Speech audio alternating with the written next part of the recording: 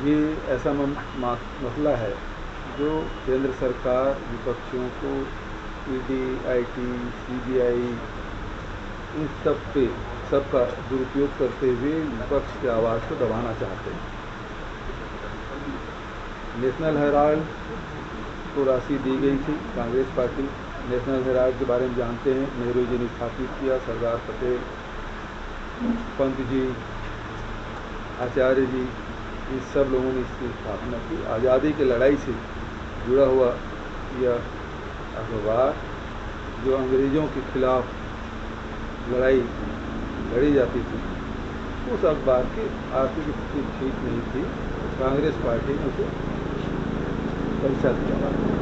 इसमें money laundering जैसी कौन सी बात हो गई, और इसमें ईडी का क्या काम। लेकिन ज़बरदस्ती राहुल जी को, सोनिया जी को परेशान करने के लिए इस प्रकार के हथकंडे अपना रही है, जिसका विरोध हम सब करते हैं। ये लड़ाई सत्य की लड़ाई है, और पहले हमारे पूर्वज अंग्रेज़ों के खिलाफ लड़ाई लड़े थे, और अब अंग्रेज़ों के नीति पे चलने वाले, जो फूट डालो राज करो की नीति पे चलने वाले, उसके खिलाफ लड़ाई है, और ये लड़ाई भी हम जीतेंगे। ऑफेंस क्या है, कौन सा मनी लॉन्डर हुआ है, कौन सी प्रॉपर्टी हैंड चेंज की है, कौन सा एसेट बदला है, सब कुछ वैसे का वैसा है।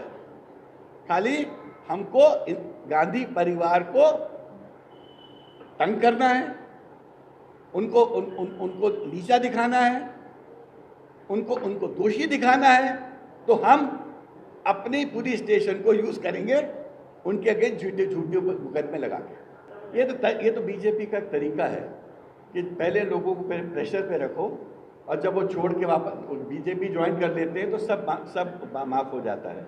ये तो बीजेपी का तरीका है, वो होगा। अब बीजेपी ज्वाइन कर दिया तो उनके अगर कोई केसेस होंगे सब ठीक हो जाएंगे। कभी आपने देखा है कि इस प्रकार की लिस्ट विपक्ष के अगेंस्ट कांग्रेस पार्टी के कार्यकाल में बनी होगी? आपने देखा प्रेस और मीडिया के ऊपर कितने बंदिशें हैं?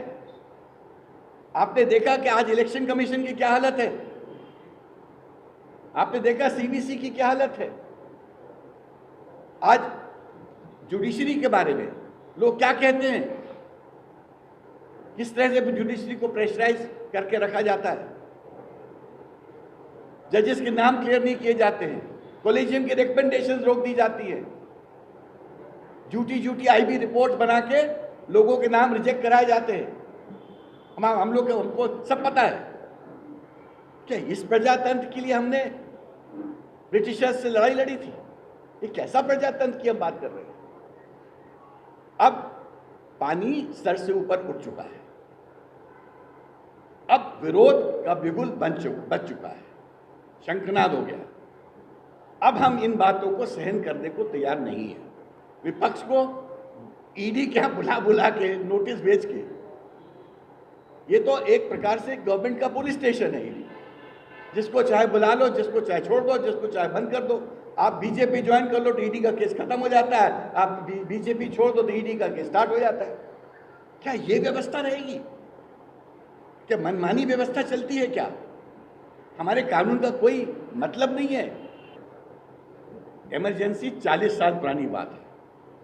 इमरजेंसी के बाद एक चुनाव भी हुआ था, और उस चुनाव में कांग्रेस हारी थी, और कांग्रेस ने, इंदिरा जी ने अपनी हार स्वीकार की थी, और 3 साल बाद जनता के जनमत के साथ इंदिरा जी लौटी थी। तो हमने ऐसा कोई कार्य नहीं किया जिससे कि प्रजातंत्र खतरे में हो। इमरजेंसी भी एक कानूनी ढंग से लगाई गई थी। मैं नहीं कहता कि इमरजेंसी अच्छी चीज़ थी। पार्टियों का आप देखेंगे तो ये एक राजनीति है। जो भी सत्ता में रहता है अपने राजनीति के तहत कोई ज़्यादा कार्रवाई करता है, कोई कम करता है, लेकिन अपनी अपनी रणनीति के तहत ये लोग कार्रवाई करते हैं। अपने विपक्षियों को कमज़ोर करने के लिए या ये करने के लिए कार्रवाई जारी है। इससे उनका विरोध भी होगा, जाहिर होगा। इस तरह की कार्रवाई न हो भविष्य में, तो उसके लिए भी एक रणनीति ठीक है कांग्रेस की रणनीति, ताकि रोक सकें, बिना बेवजह कार्रवाई ना हो। ये ज़रूर है कि इस तरह की जो विध्वंस की कार्रवाई से दिक्कत आगे पैदा हो, परेशानी बढ़ेगी। राजनीति में लोग हमेशा मतलब सही निर्णय ये करने में भी डरेंगे। धीरे धीरे राजनीति का भी स्तर थोड़ा सा ये होते जा रहा है, समय के अनुसार ये होते जा रहा है और उसी की ये सब देन है।